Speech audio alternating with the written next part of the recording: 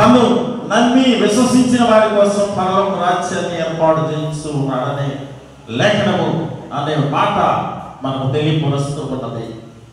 ప్రభువు ద్వారా నూతన రాజ్యమును, ప్రభువు ద్వారా నూతన భూమిని, నూతన ఆకాశమును మనం పొందుకోవాలి.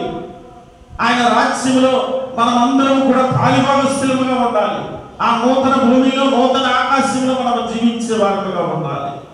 నిన్నటి దినమున మనం చెప్పుకున్నాము, రాత్రి దినమున పరలోక రాజ్యానికి ఉండేటువంటి ఏ లక్షణములు ఉంటావో, ఏ అర్హతలు ఉంటావో మనం చూస్తూ ఉన్నాం. ప్రకటన గ్రంథం 21వ అధ్యాయము 4వ వచనంలో మీకు చాలా స్పష్టంగా కనపడుతూ ఉంటుంది.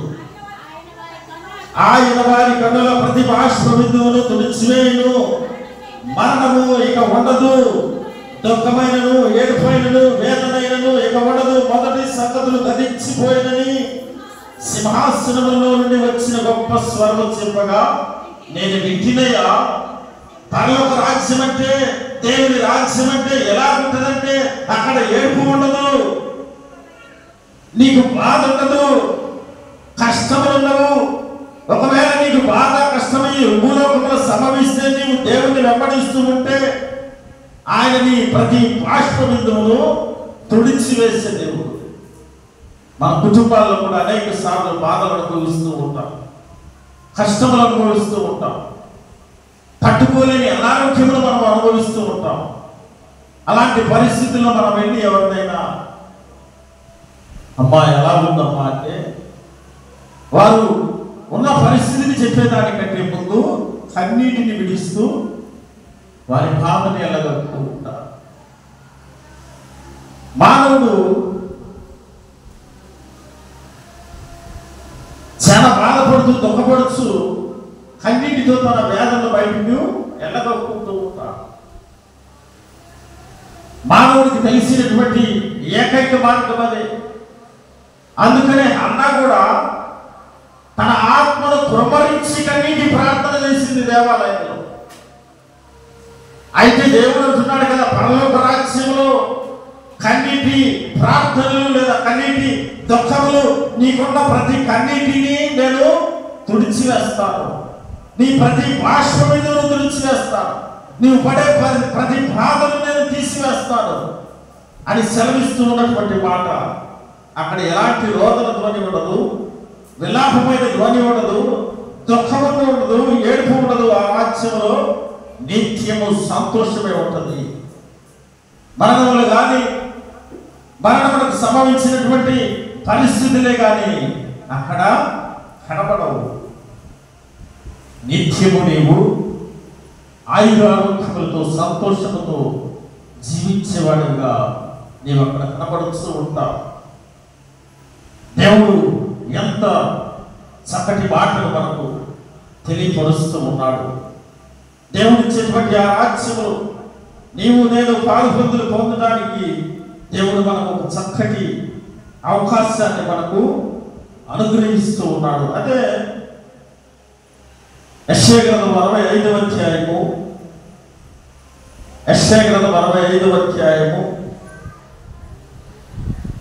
21, 22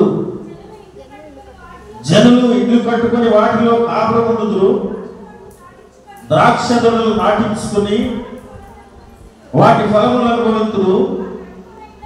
వారు కట్టుకున్న ఇండ్లలో వేరొకరు కాపురం ఉండరు, వారు నాటుకున్న వాటిని వేరొకరు అనుభవింపరు. నా జనుల ఆయుష్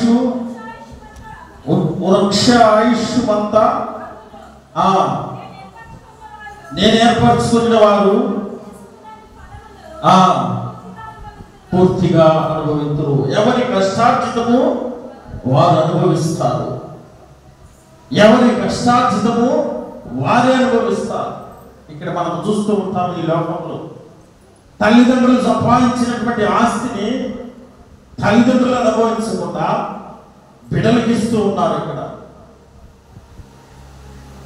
నేటి దినాలు కనుక గమనిస్తే నా కుమారుణ్ణి నేను మంచి ఉన్నతమైన స్థితిలో చూడాలని నాకు ఉన్నటువంటి 3 ఎకరాల భూమిని అమ్మాయ్యా, నేను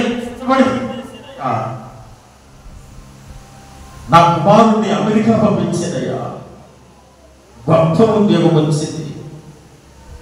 ఈ దినం అంటున్నాడు, ఒకసారి నిన్ను చూడాలనిపిస్తుంది రా అన్నానా అంటే, నిన్ను చూడటానికి కాదు కదా, నీతో మాట్లాడటానికి కూడా నాకు సమయం లేదని తల్లిదండ్రులు ద్వేషిస్తూ ఉన్నారు. నేటి సమాజంలో అనేక మంది బిడ్డలు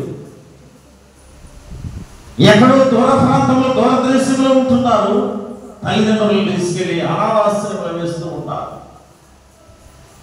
ఈ దినమైనట్టుకుంటా ఉదయకాలంలో ఒక వీడియో నేను చూసాను. అనాథాశ్రమాన్ని తీసుకొచ్చి దీంట్లో వేశారయ్యా, 20 రోజులు అవుతున్నది. బయట రోడ్డు మీద ఉన్న ఎవరో ఒకరు నీళ్ళు ఇస్తారు, తినడానికి సమయానికి ఎవరో ఒకరు కొన్ని గన్నవన్న పెడతారయ్యా.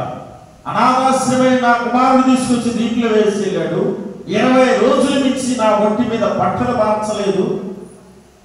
అవే బట్టలు అట్టగట్టికి పోయి వాసన వస్తూ ఉన్నవని ఉదయకాలం నేను చూసే ఒక సుమన్ టీవీలో ఒక చిన్న వీడియోలు. ఆ తల్లి ఏడుస్తూ ఉన్నది, ఆ తల్లి దుఃఖపడుతూ ఉన్నది. ఎంత ఘోరమైనటువంటి పరిస్థితులు. అయితే పరలోక రాజ్యంలో అలాంటి తారతమ్యములు, అలాంటి భేదములే ఉండవు. ఎవరి కష్టార్జితము, ఎవరి ప్రతిఫలము వారే అనుభవిస్తారు. నీవు ఈ దినము దేవుడి సన్నిధికి వచ్చావు. దేవుడు నీకు ఒక దినము ఆయన సన్నిధిలో కూడా 1000 దినముల కంటే శ్రేష్టమైన ప్రతిఫలము నీ కొరకు సిద్ధపరిచి ఉన్నాడు. ఆ ప్రతిఫలమును నీవే అనుభవిస్తావు. కానీ నీ భార్యనో, లేదా నీ భర్తనో, లేదా నీ బిడ్డల్లో, నీ మనవల్లో అనుభవించరు. పరలోక రాజ్యము నీకు నీవే దేవుడు, నీకు అనుగ్రహించేటువంటి దేవుడు. ఆయన నిన్ను నడిపించేటువంటి వాడు, నీకు ఆరోగ్యమును అనుగ్రహించేవాడు, నీకు బాధలను తీసేసేవాడు, నీ ప్రతిఫలములను నీకే ఇచ్చేటువంటి దేవుడు. దేవుని రాజ్యము కొరకు ఆయన నమ్మిన వారిని ఆ రాజ్యంలో ఉంచడానికి దేవుడు అంత చక్కటి అవకాశాన్ని కల్పిస్తూ ఉన్నాడు. అదే ప్రకటన గ్రంథము 21వ అధ్యాయము,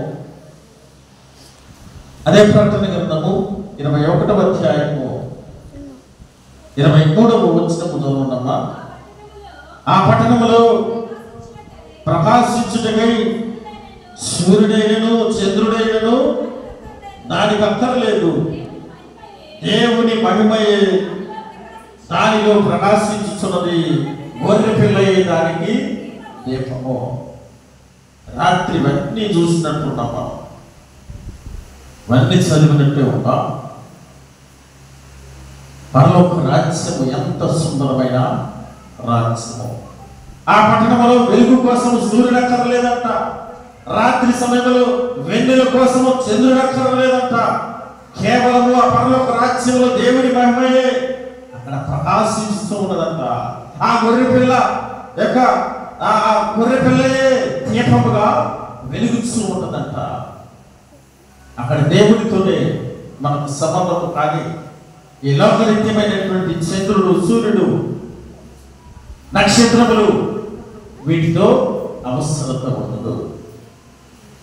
ఆయన నిరంతరము దీపకాంతిగా ప్రతి అవసరములను మనకు తీర్చేటువంటి దేవుడు. అక్కడ సముద్రం ఉండదు, అక్కడ ఏమీ మనకు కనబడదు. నిత్యము ఆయన్ని స్తుతించడము, ఆయనను ఆరాధించడము మనకు కనపడవచ్చు. ఇవన్నీ ఈ ప్రకటన మొదటి 21 మొదటి వచనంలోనే మనకు కనపడదు. అంతట నేను క్రొత్త ఆకాశములు క్రొత్త భూమిని చూచితిని. మొదటి ఆకాశములు మొదటి భూమి గతించిపోయాడు, సముద్రము కూడా ఇక కనపడదు. ఆయన రాజ్యంలో ఇవేమి కనబడవు. ఇవన్నీ పాపముతో నిండిపోయినవి. పాపము ఈ లోకంలో విస్తరించిపోయింది. వీటన్నిటిని లయపరిచేటువంటి దేవుడు, వీటన్నిటిని తొలగించేటువంటి దేవుడు. నోవాహుడు కూడా అదే విధంగా చెప్పాడు, అయ్యా నోవాహు, నువ్వు ఒక్కడిపై నీతిమంతుల్లాగా నాకు కనపడుతున్నావయ్యా. ఈ రాజ్యము లేదా ఈ దేశము ఈ ప్రపంచం అంతా పాపముతో నిండుకుని ఉన్నది. వాయు వర్షాలు తప్పి ఇష్టానుసారంగా తిరుగుతూ ఉన్నారు జనము. ఈ భూమిని శపిస్తున్నా, ఈ భూమిని దహించి వేస్తున్నా, ఈ భూమిని సమస్తమును నేను ఒకసారి శుద్ధి చేయాలనుకుంటున్నా. ఈ భూమి మీద ఉన్న ప్రతి దాన్ని చంపేస్తున్నా. నిన్నొక్కడిని రక్షించాలనుకుంటున్నా. నీ కుటుంబాన్ని రక్షించుకోవడానికి నా మాట విని శ్రమ పడితే నిన్ను నీ కుటుంబాన్ని రక్షించుకున్న వాడిగా ఉంటావు. ఈ లోపు 40 దినములు 40 రాత్రులు వర్షముతో విస్తారమైన వర్షమును ఈ భూమి మీదకి పంపించి ఈ భూమిని శుద్ధీకరిస్తానయ్యా అని దేవుడు నోవాహుతో ప్రమాణం చేసి నోవాహు ద్వారా ఈ భూమిని అంతటిని కడిగిన దేవుడు, ఈ భూమికే బాప్తిస్మం ఇచ్చిన దేవుడు. పాపము నుండి విడుదల పొందడానికి బాప్తిస్మం ఇచ్చిన, అందుకనే బాప్తిస్మం ఇచ్చి యోహాను చెప్తున్నటువంటి మాట, కొత్త ఆకాశము కొత్త భూమి గతించుకోవడం నేను చూస్తాను. ఈ లోకంలో ఏది కనపడవు. ప్రియమైనటువంటి దేవుని విడిలారా, నీ జీవితంలో కూడా పాత వాటిని విడిచిపెట్టి పవిత్రమైనటువంటి రాజ్యంలోనికి ఆయన నమ్మి ఆయన కోసము నీవు సిద్ధపడి కనుక ఉంటే, ఆయన నమ్మి ఆయన కోసము నీవు విశ్వసించి కనుక ఉంటే నీ కోసము పరలోక రాజ్యాన్ని ఆయన సిద్ధపరుస్తూ ఉన్న దేవుడు. నీ కోసము పరలోక రాజ్యాన్ని తయారు చేస్తున్నటువంటి దేవుడు. నీ కోసము పరలోక రాజ్యంలో ఒక గృహాన్ని నీ కోసమే ప్రత్యేకముగా కట్టుచూ ఉన్నాడు ఆయన. ఆ గృహము నీకే, నీ గృహము నీకే ఇస్తాడు. నీ భర్తకు లేదా నీ భార్యకు నీ బిడ్డలకు ఒకవేళ ఈ లోకంలో నువ్వు ఇచ్చేమో, కానీ నీవు చేసిన పుణ్యమును బట్టి, నీవు చేసిన పవిత్రతను బట్టి, నీవు నడిచిన నడతను బట్టి దేవుడు నీకు ఒక గృహాన్ని ఏర్పాటు చేసి అక్కడ సిద్ధపరుస్తూ ఉన్నాడు. ఆ గృహాన్ని నీకు ఇవ్వడానికి సిద్ధపరుస్తూ ఉన్నాడు. పరలోక రాజ్యంలోనికి వెళ్ళిన తర్వాత నీ పేరు చదివి నీ గృహం ఇదిగో, ఈ గృహంలో ఉండు అని దేవుడు నీకు అప్పచెప్పిపోతూ ఉన్నాడు. నాగపట్నం మనం అందరము అనేక సార్లు వెళ్తూ ఉన్నాం. అక్కడికి వెళ్ళిన తర్వాత కొన్ని దినములకు మాత్రమే, ఒక 2 రోజులు 3 రోజులకు మాత్రమే నోమును తీసుకుని తదుపరి వాళ్ళకి మరలా మనం అప్పచెప్పి మన సామాన్లు మనం తీసుకుని వస్తూ ఉంటాం. ఒక అతిథిలాగా వెళ్ళి ఉండి మరలా వచ్చేస్తూ ఉంటాం. కానీ దేవుని రాజ్యంలో అలా శాశ్వత కాలము, యుగ యుగములు, తరతరములు ఆ గృహంలో నీవే ఉంటావు, ఆ రాజ్యంలో నీవే ఉంటావు.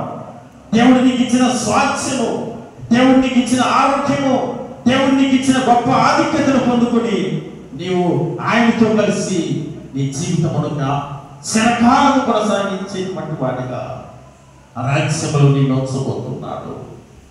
అందుకనే యేసు ప్రభువుని నమ్ముకుంటే పరలోక రాజ్యంలో నీకు స్థానమును కల్పించబోతూ ఉన్నాడు. పరలోక రాజ్యములు ఆయన నిన్ను ఉంచబోతూ ఉన్నాడు. ఆ రాజ్యములు నీకు ఉండాలంటే ఎలా ఉండాలి? ఆయనను వెంబడించాలి. ఆయన్ను నమ్మి నేను విశ్వసించి నీవు నడుచుకుంటే ఆయన రాజ్యములు నేను ఉంచడానికి ఆయన సహాయం చేస్తాడు. రెండవది పత్రిక పాఠ్య లూకా సువార్త పాఠ్య మత్తయి సువార్త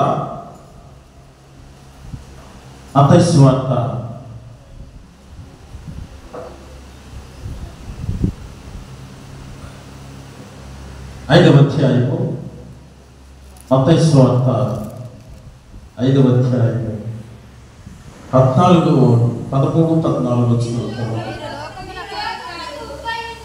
మెల్లికి చదువుతున్నాము. మీరు లోకమునకు ఉప్పై ఉన్నారు. ఉప్పు నిస్సారమైతే అది దేని వలన సారం పొందును? అది బయట పారవేయబడి మనుషుల చేత నొక్కబడుటకే కానీ మరి దేనికి పనికిరాదు. మీరు లోకమునకు వెలుగై ఉన్నారు. కొండ మీద నుండి పట్టణము మరుగై ఉండనేరం చాలు.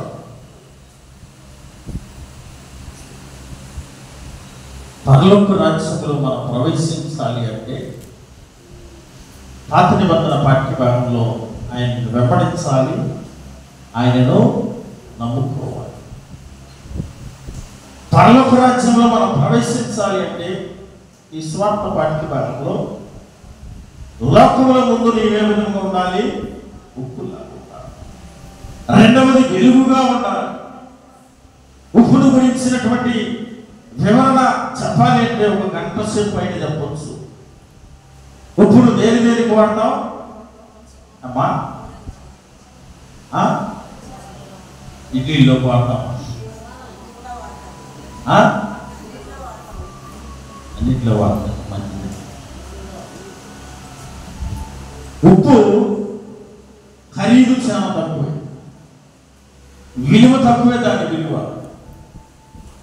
కానీ అది లేకపోతే మన జీవితము నడపడం చాలా కష్టం. కొన్ని దేశాల్లో ఉప్పును తగ్గించి తినేటువంటి వారు ఉంటారు. అలాంటి ప్రదేశంలోకి వెళ్ళి మనం ఒక దినం ఉండాలంటే కూడా ఒక్క దినము కూడా మనం గడపలేము. ఉప్పుకు అంత చాలా ప్రాముఖ్యమైనటువంటి విషయం ఉన్నది. అన్నేసి చూడు, అది మంచి మాట. ఇసుంటి మాత్రం కొలే గుర్తుంటాయి, కానీ బుధవారం రేవాకి చెప్పామంటే గుర్తు. ఉప్పు చాలా గొప్ప ఒక పదార్థం అని చెప్పుకోవాలి. రుచి ఇస్తూ ఉంటుంది. ఆ రుచి వల్ల మనుషుడు సంతృప్తిగా ఆహారాన్ని తీసుకుంటాడు. రెండవది, సముద్రము నుండి నీటిని బయటికి తీసి వాటిని మడులుగా కట్టి అక్కడ నుండి ప్రత్యేకంగా దాన్ని తయారు చేస్తూ ఉంటారు. అన్నిటిలో నుండి కాకుండా కొంత నీటిలో నుండి, కొన్ని నీటిలో నుండి ఆ ఉప్పును ప్రత్యేకంగా తీస్తూ ఉంటారు. అది ప్రత్యేకించబడినదిగా మనకు కనపడుతూ ఉంటుంది. నీటిలో నుండి వస్తుంది, నీటిలో వేస్తే నీటి పోయింది. కానీ దానిని తయారు చేయాలంటే, సిద్ధపరచాలి అంటే ఆ నీటి నుండి ప్రత్యేకంగా ఏర్పాటు చేయవలసిన అవసరత ఎంతైనా ఉన్నది. లోకంలో మనం జీవిస్తూ ఉన్నాం, లోకస్తులతో మనం మాట్లాడుతూ ఉన్నాం. ఒకవేళ మన కుటుంబ సభ్యులు లోకస్తులే కావచ్చేమో, కానీ నీ జీవిత విధానము కొంత ప్రత్యేకతలో చాటుకుని ఉండాలి. పరలోక రాజ్యంలో నీవు ఉండాలంటే, పరలోక పౌరసత్వాన్ని నీవు పొందుకోవాలంటే నీ జీవితము విలువైనదిగా ఉప్పు వలె ఉండాలి. నీ జీవితము రుచికరమైనదిగా ఉప్పు వలె ఉండాలి. ఉప్పును మనకు దాంట్లో కూడా మనం వాడుతూ ఉంటాం. ఏదైనా వస్తువు భద్రంగా ఉండాలి అంటే, కొన్ని దినములు చెడిపోకుండా ఉండాలంటే వాటిని ఉప్పులో భద్రపరచు. ఒక ఉదాహరణ చెప్పండి, ఒక మాట ఉదాహరణ. ఈ మావితో పచ్చడం ఉప్పు చేప, సముద్రం నుండి తీసుకొచ్చినటువంటి చేపలను ఎండబెట్టి అవి చెడిపోకుండా ఉండటం కోసము వాటిని ఉప్పులో పెట్టి పాత్రలాగా చేసి ఉప్పులో ఉంచుతారు. అవి ఎన్ని దినములైనా చెడిపోకుండా భద్రముగా ఉంటూ ఉంటాయి. మానవుల్ని కూడా ఈ పిరమిడ్స్, ఈజిప్ట్ దేశంలో చనిపోయిన వ్యక్తి ఏదో ఒక దినమున తిరిగి లేస్తాడని ఆ దేశ సాంప్రదాయ ప్రకారము మనుషులు భద్రపరుస్తూ ఉంటారు. కొన్ని పదార్థములు పెట్టి భద్రపరుస్తూ ఉంటారు. ఆ పదార్థముల ప్రాముఖ్యమైనది కూడా ఈ ఉప్పును ఉపయోగిస్తూ ఉంటారు. ఆ ఉప్పును ఉండటం బట్టి మానవుడి శరీరం చెడిపోదు, జంతువుల కళేబరాలు కూడా చెడిపోకుండా భద్రపరుస్తూ ఉంటుంది. అంత మంచి లక్షణములు ఈ ఉప్పులో ఉన్నవి. కానీ ఉప్పు విలువ చాలా తక్కువగా ఉంటున్నది. కాబట్టి మనము రుచికరమైనటువంటి మాటలుగా మన మాటలు ఉండాలి. ఉప్పు కరిగిపోయేటువంటి లక్షణం కలిగి ఉంటుంది, తగ్గించుకునేటువంటి లక్షణం కలిగి ఉంటుంది. మన జీవితం కూడా తగ్గిపోగలిగినటువంటి జీవితముగా, తగ్గించుకుని ఉండేటువంటి జీవితముగా మన జీవితము ఉండాలి. అప్పుడు మాత్రమే పరలోక రాజ్య పౌరసత్వాన్ని నీవు నేను పొందుకోలేము. మనలో అహము, గర్వము మత్సరము ఇలాంటివి ఉంటే మాత్రము పరలోక రాజ్యానికి అర్హులము కాదు. అందుకనే ధనవంతుడు పరలోక రాజ్యానికి వెళ్ళటము చాలా కష్టము. ఒకవేళ సూర్య వెచ్చములు ఒంటైన దొరికితేమో కానీ ధనవంతుడు మాత్రము పరలోక రాజ్యానికి వారసుగా. ధనము దేనికి సాదృశ్యము? గర్వానికి, అహానికి, లెక్కలేని తనానికి కారణముగా కనపడుతూ ఉంటుంది. ఆ ధనం ఉంటే నేను ఏదైనా చేయగలను, ఏదైనా మాట్లాడగలను. ధనమును ప్రేమించి ఈ లోక బాంధవ్యాలను, ప్రేమను, ఆప్యాయతలను కోల్పోయేటువంటి వారు అనేక మందిని మనం చూస్తూ ఉంటాం. ప్రేమైనటువంటి దేవుని బిడ్డలారా, మనలో ఒకవేళ అలాంటి అహములు, గర్వములు మనలో ఉంటే మన మాటలు ఎదుటివారికి వినే విధముగా ఉండాలి, రుచికరముగా ఉండాలి, వినసొంపుగా ఉండాలి. ఆ దినాల్లో ఈ రకంగా మైకులు లేవు. ఆ దినాల్లో, పూర్వపు దినాల్లో ఈ విధముగా దేవుని మందిరంలో కట్టి ఎండ కూర్చోబెట్టి వాక్యం చెప్పడానికి సరైన వసతులు లేవు. కానీ యేసు ప్రభువు ఆ దినాల్లోనే అలాంటి ప్రాంతంలోకి తీసుకెళ్ళి ఒక ఎత్తైనటువంటి పర్వత రాయి మీద కూర్చునేవాడు. అనేక మందిని కూర్చున్నటువంటి వాక్యాన్ని దగ్గరగా వాక్యాన్ని చెప్తున్నవాడు. ఆయన మాటలు రుచికరంగా ఉండేవి. అందరూ ఆయన మాటలను విని ఎంత దూరమైన ప్రయాణమై వెళ్ళేవారు. ఇదే మన ఇన్ని సౌకర్యాలుండి, ఇన్ని మనకు అవసరతలను తీర్చేటువంటి ఆ విధముగా మనకు ఏర్పాటు చేసినా కానీ కూర్చొని వినటానికి మనం అసౌకర్యానికి చిందిస్తూ ఉంటాం, అసౌకర్యానికి వీలవుతూ ఉంటాం. దేవుని వాక్యానికి ప్రాధాన్యత. నీ జీవితము తగ్గింపు జీవితముగా నీ జీవితాన్ని ప్రారంభించు. దేవుని చేతిలో నీ జీవితాన్ని తగ్గింపు జీవితంలో ఆయన చేతిలో పెట్టు. నీ జీవితాన్ని ఆయనే మెట్టుగా హెచ్చిస్తూ పోతాడు. పరలోక రాజ్యంలో నేను ఉన్నతమైనటువంటి స్థానంలో ఆయన ఉంచడానికి ఇష్టపడుతూ ఉంటాడు. రెండవ విషయాన్ని కూడా ఈ సువార్త వాక్యంలో గమనిస్తే 14వ వచనంలో మీరు లోకమునకు వెలుగై ఉన్నారు, కొండ మీద నుండి పట్టణము మరుగై ఉండదు. వెలుగు దాని యొక్క లక్షణాలు. వెలుగు చీకటిని పారద్రోలి. వెలుగు ఎక్కడుంటే అక్కడ చీకటి అనేది ఉండదు. అందుకనే ఎఫెసీ పత్రికలో మీరు వెలుగు సంబంధులై ఉండాలి, చీకటి సంబంధుల్లాగా మీరు ఉండకూడదు. వెలుగు మార్గంలోనే మీరు నడుచుకోవాలి. ఇతరులకు దారిని చూపేవారిగా మీ జీవితాలు ఉండాలి. ఇతరులను నాశనం చేసేవారిగా మీ జీవితాలు ఉండకూడదు. మార్గదర్శిగా మనం ఉండాలి అంటే మనల్ని వెంబడించి నడవాలి. మీకు అర్థమయ్యే భాషలో చెప్పాలంటే నేటి దినాల్లో మనం చూస్తూ ఉన్నాం, యువకులను ఎక్కువగా సినిమాలో ఏదో ఒక డ్రెస్ చేస్తారు.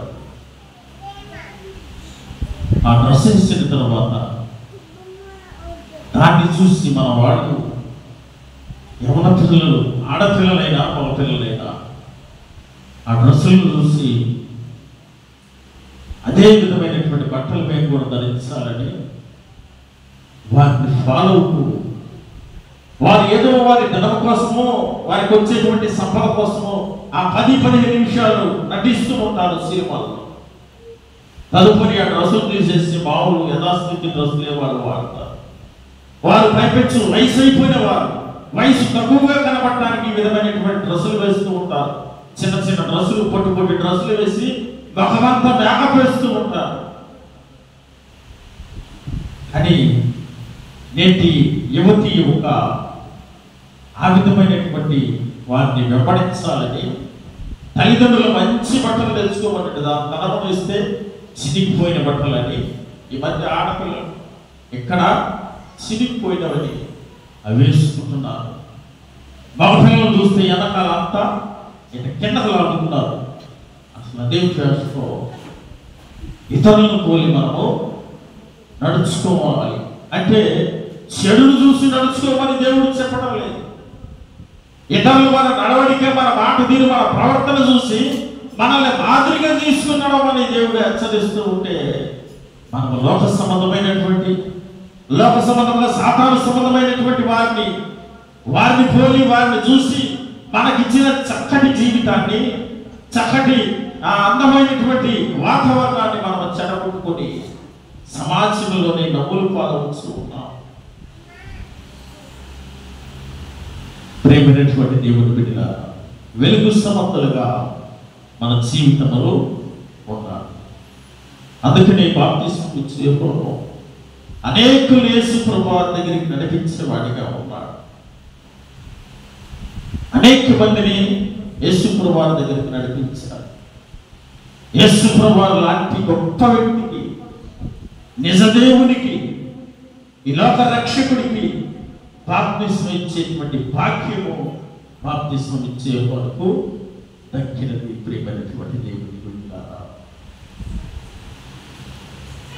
ఈ లోకంలో ఉన్న ప్రతి జీవి కొంత వేడి శరీరంలో ఉన్నారు.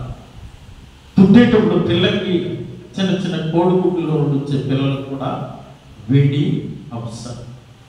ఆ వేడి లేకపోతే ఈ లోకంలో ఉండలేవు. అందుకనే వెలుగు, వేడి, ప్రకాశము ఇవన్నీ దేవునికి సూచనగా మనం కనబడచ్చు. ఆయన మార్గానికి సూచనగా కనబడచ్చు, ఆయన జీవితానికి సూచనగా కనబడచ్చు. నిన్ను నడిపించాలి, నిన్ను బ్రతికించాలి, నిన్ను లేవనెత్తాలి అంటే ఇవన్నీ కావలసినవి. వెలుగు కావాలి, ఉప్పు కావాలి. ఉప్పులా రుచికరమైన మాటలు నీ నోటి రావాలి. నీ జీవితము వెలుగుకరమైనదిగా 10 మందికి వెలుగు ఏ విధంగా అయితే మార్గాన్ని చూపిస్తూ ఉంటుందో ఆ మార్గదర్శకుడిగా నీ ఉండాలని లేఖనములు సెలవిస్తూ ఉన్నారు. చివరిగా ఈ పత్రిక పాఠ్య భాగాన్ని కూడా మనం జ్ఞాపకం చేసుకుంటే అపోస్తలుల కార్యముల గ్రంథము 4వ అధ్యాయము 8వ వచనంలో మనకు మాటలు అనుకుంటున్నాం. పేతురు పరిశుద్ధాత్మతో నిండిన వాడై ఇట్లా నేను చాలు పరిశుద్ధాత్మతో నింపబడాలి. పరలోక రాజ్యానికి వెళ్ళాలంటే పరిశుద్ధాత్మతో నింపబడాలి. ఈ పత్రిక పాఠ్య భాగము మనకు తెలియపరుస్తూ ఉన్నమాట. మొట్టమొదటిగా తాను నమ్మిన వారి కోసము పరలోక రాజ్యాన్ని దేవుడు సిద్ధపరుస్తూ ఉన్నాడు. స్వార్థ పాఠ్య భాగము పరలోక పౌరులుగా నీవు ఉండాలంటే నీ జీవితంలో ఉప్పు ఉండాలి, నీ వెలుగై ఉండాలి. మూడవది పత్రిక పాఠ్య భాగము పరిశుద్ధాత్మతో నింపబడి నీకు ఉండాలి. ఎందుకు పరిశుద్ధాత్మతో నింపబడి ఉండాలి అంటే పరిశుద్ధాత్మను పొందక ముందు శిష్యుల యొక్క పరిస్థితి, వారి పనులు వేరు, వారి జీవితం వేరు, వారి నడవడిక వేరు.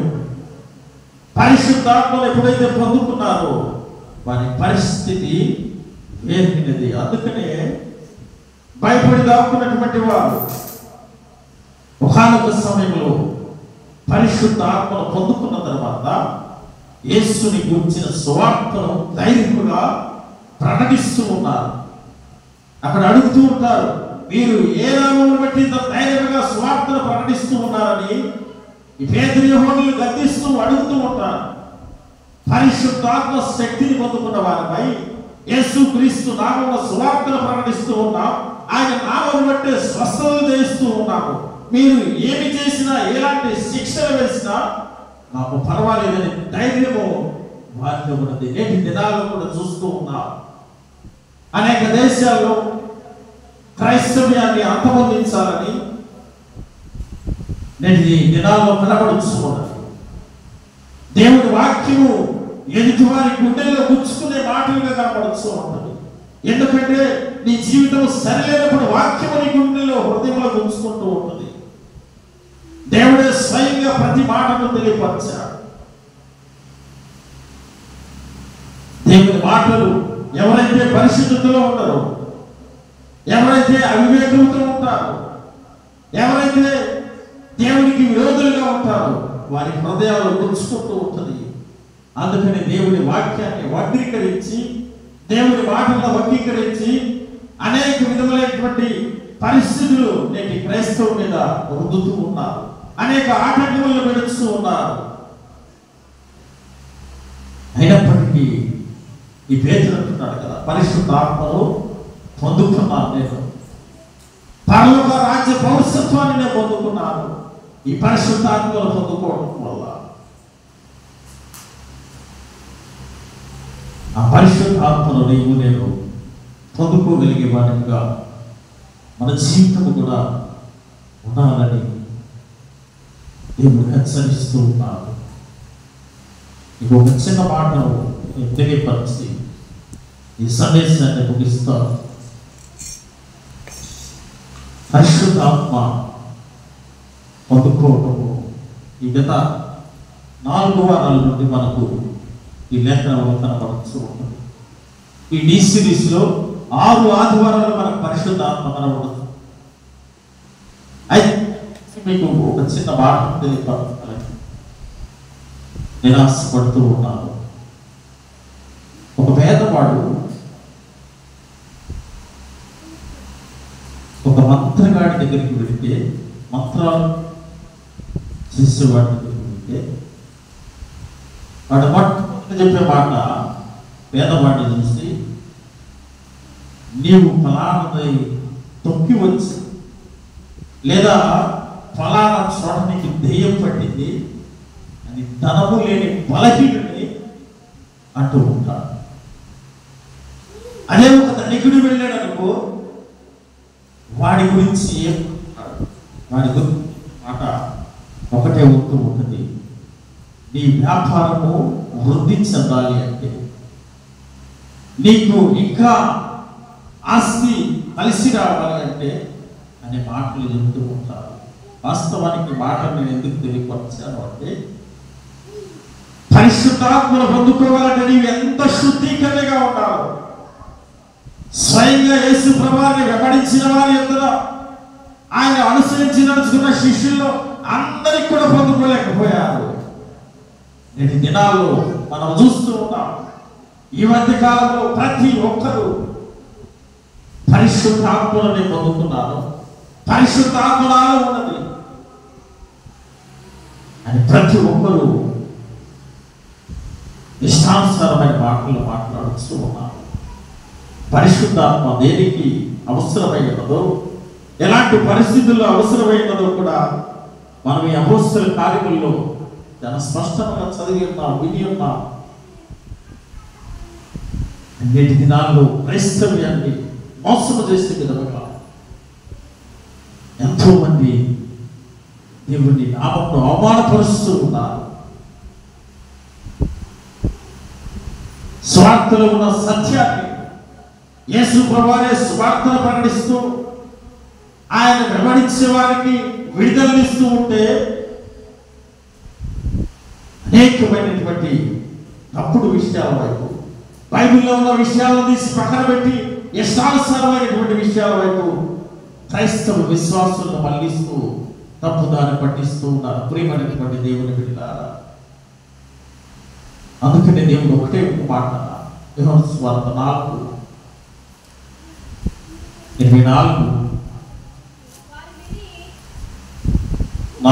యోహాను సువార్త. దేవుడు ఆత్మ కనుక ఆయనను ఆరాధించువారు ఆత్మతోనూ సత్యముతోనూ ఆరాధించవలెను. నీకు కావలసిన ప్రతిదీ ఆ సత్యములో నుండే వస్తూ ఉంటుంది. సత్యమే క్రీస్తు, సత్యమే యేసు ప్రభువు. సత్యముతో నీవు ఆరాధించు. ఆయన ఆత్మ కనుక నీ ఆత్మతో, పరిపూర్ణ ఆత్మతో నీవు ఆయన ఆరాధించు. ఈ పరిశుద్ధ ఆత్మను పొందుకుంటావు. ఈ లోకంలో ఎవరిని మోసం చేయటానికి, ఆ పేదవాడికి మాత్రమే నీకు దెయ్యం పట్టింది అన్నాడు. పేదవాడికి మాత్రమే దెయ్యం పట్టిందా? పేదవాడికి మాత్రమే కాళ్ళు వస్తూ ఉంటాయా? వాడిని ఇంకా భయానికి గురి చేసి వాడిని జీవితాన్ని ఇంకా పతనం చేయడానికి ఇలాంటి మాటలు చెబుతూ ఉంటారు. ధనవంతుడికి దయ్యాలు పట్టవు, ధనవంతుడి దగ్గరకు దయ్యాలు రావు.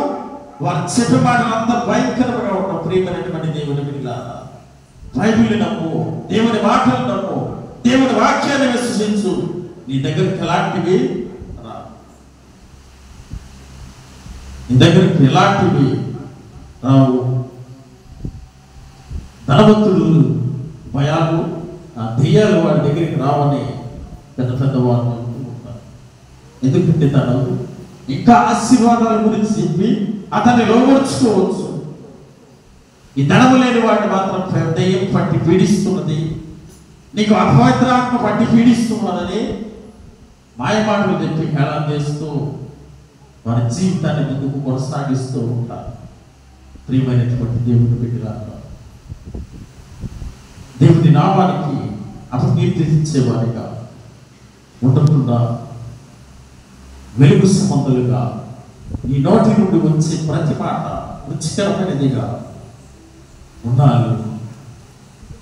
పరలోక రాజ్యంలో నీ వారసత్వాన్ని సంపాదించుకోవాలి. పరలోక రాజ్యంలో ఉన్నటువంటి అనేకమైనటువంటి గొప్ప సౌకర్యాలను, వసవత్తులను ఇప్పటి వరకు మనము తెలుసుకుని ఉన్నాం. అంత గొప్ప రాజ్యంలో దేవుడు నన్ను ఉంచబోతూ ఉన్నాడు.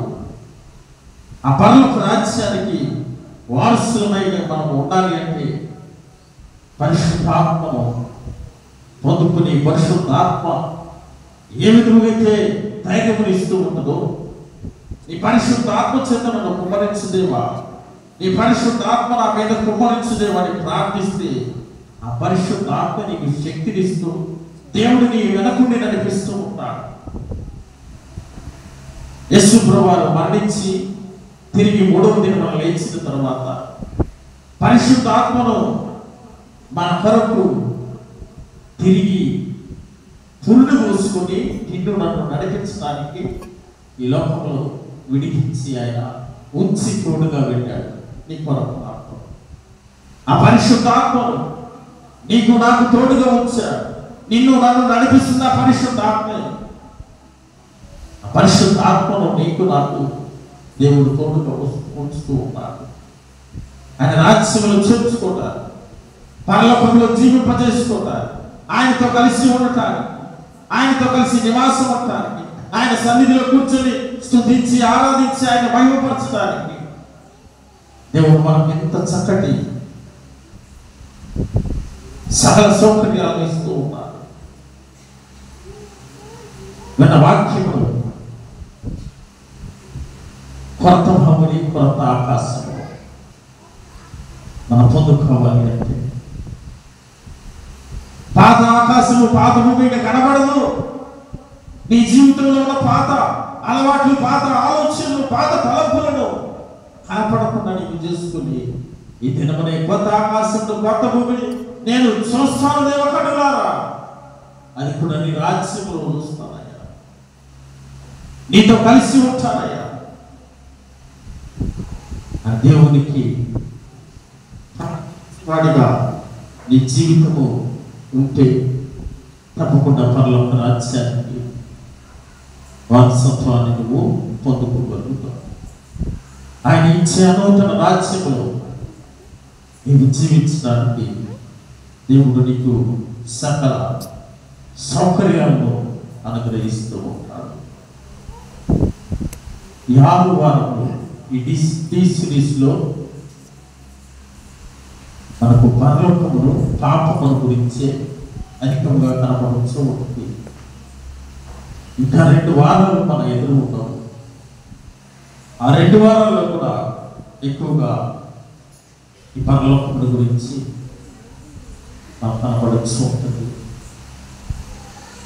మనకు ఒక్కొక్క దినము మరొక దానికి సంబంధించినట్టుగా రిలేటివ్గా మనం కనపడుతూ ఉంటుంది. ప్రియమైనటువంటి దేవుని బిడ్డలారా, పరలోక రాజ్యముల గురించి, పరలోకముల గురించి ఎందుకు ఈ రకంగా హెచ్చరిస్తూ ఉన్నారంటే కాలం బహు సంపూర్ణంగా ఉన్నది, బహు కొద్ది కాలంగా ఉన్నది. తక్కువ దినములుగా కనపడుతూ ఉన్నవి. భయంకరమైనటువంటి రోజులు మన మీదకి రావచ్చు ఉన్నవి. ఉగ్రత దినములు రావచ్చు ఉన్నవి. దేవుడు మానవునికి దూరమైనటువంటి దినములు రావచ్చు ఉన్నవి. దేవుడి వాక్యము మనం వినటానికి లేనటువంటి పరిస్థితులు త్వరలో రాబోతున్నవి. అవన్నీ రాకపోతే నీ జీవితము సరి చేసుకొని దేవునికి దగ్గర ప్రతిదినము ప్రభుతో నీ జీవితంలో నడుపు. ప్రతిదినము ప్రభుతో నీ జీవితాన్ని గడుపు. ప్రతిదినము ప్రభు మాటలు వినటానికి నీవు నీ చెవులను ఆయన వైపు తిప్పు. నీ జీవితము ఉప్పు వలె, వెలుగు వలె ప్రకాశవంతమైనదిగా, రుచివంతమైనదిగా నీ జీవితం ఉంటుంది.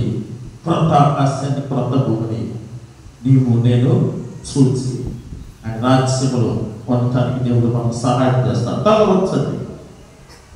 పరిశుద్ధుడా, ప్రేమ కలిగిన మా తండ్రి, ఇద్దరు ప్రభా నిన్న వాక్యము తండ్రి నుండి మాకు మీరు ఇచ్చినటువంటి వాక్యం ఎవరైతే నిన్ను విశ్వసించి నడుచుకుంటారో వారు పరలోక రాజ్యానికి వారసులు అవుతారు. ఎవరైతే ఉప్పు వలె, వెలుగు వలె ఒక వారిగా జీవిస్తారో వారు పరలోక రాజ్యంలో ఉంటారు. ఎవరైతే పరిశుద్ధ ఆత్మను పొందుకుంటారో వారు పరలోక రాజ్యంలో ఉంటారని 3 లేఖన భాగంలో 3 అంశములను మాకు తెలియపరచారు. వాక్యములకు విన్న వాక్యములు వృధాగా పోనీయకుండా విన్న వాక్యములు మా హృదయాల్లో నీరు కంటే ఫలితం చేస్తూ ప్రతిరోజు కూడా మమ్మల్ని మేము శుద్ధీకరించుకొని పవిత్రపరచుకొని నీ రాజ్య వారసులు మమ్మల్ని నిలబెట్టమని మా ప్రభువైన యేసు నామమున అడిగి వేడుకొనుచున్నాము తండ్రి. సమస్త జ్ఞానమును ఇచ్చిన